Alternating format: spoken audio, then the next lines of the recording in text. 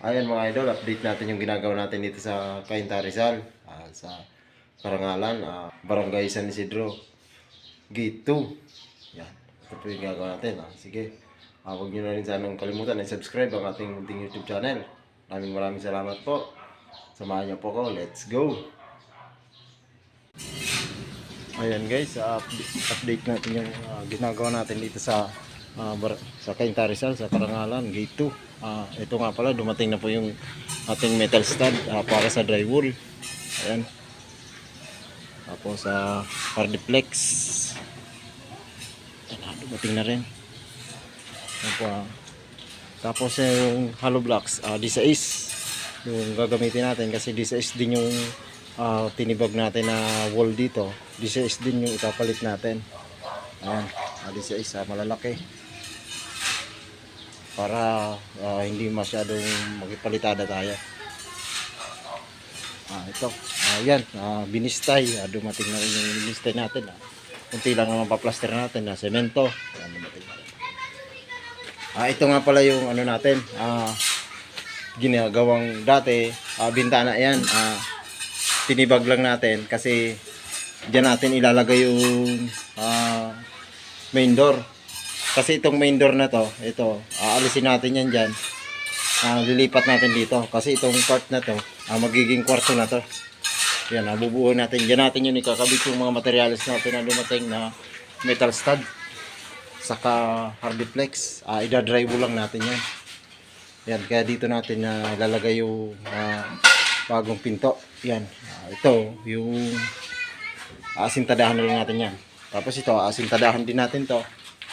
Yung size na hollow blocks dito natin ilalagay. Ayan, sinasako na nila yung tinibag natin.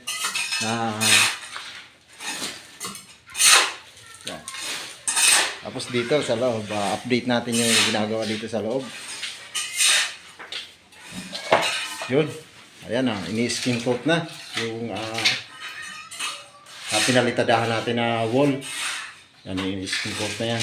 Tapos itong tiles, tapos na rin. Nasiruhan na natin. Tapos grout na lang ang kulang.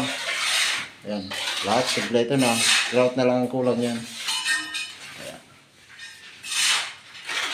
Tapos dito, yan, ito yung kitchen natin na ginawa. Grout na lang din ang kulang. Tapos yung kitchen natin, pwede na natin ilagay dyan. Ikakabit na lang natin. Epoxy lang naman ang kailangan nun para idikit dito.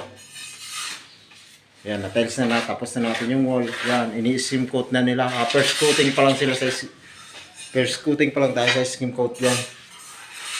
Dito sa CR, and then, ano na lang, bali, grout na lang din ang kulang. Yan. Tapos yung water closet, hindi pa natin ilalagay. Ayun. Meron na naman tayo dyan water closet. Yung gripo na yan, papalitan natin yan kasi dyan ilalagay natin yung supply ng water closet. Tapos, itong butas na to, maglalagay tayo dyan exhaust. Yan, kaya meron tayo dyan butas para sa exhaust. Yan, okay na. Nagbipinis na tayo dito. Nag-skin coat pa lang, first coating pa lang siya. Saka na natin yan na ipapainan.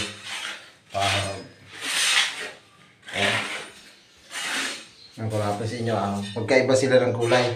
Pero parehas lang sila ng size. Ika-grout na lang yan.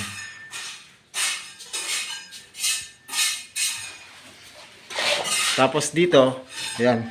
Hahasain muna natin to. Bago natin i-skim coat yung ceiling, hahasain muna. Tapos lagyan natin ng epoxy, yung dugtungan. Okay. Ito nga pala yung ginagamit natin na pantibag. Inko. Ano lang to? Chipping gun.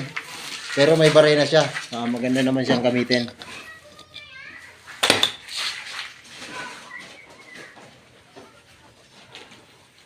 Tapos dito nga pala natin ilalagay yung ano natin, yung drywall na gagawin dito. Ito kasing part na to, medyo masukal pa kasi marami pa tayong kalat. baka bukas makapag-framing na tayo para sa drywall. Dito natin yan ilalagay. I-clear natin tong area na to. Medyo madumi pa.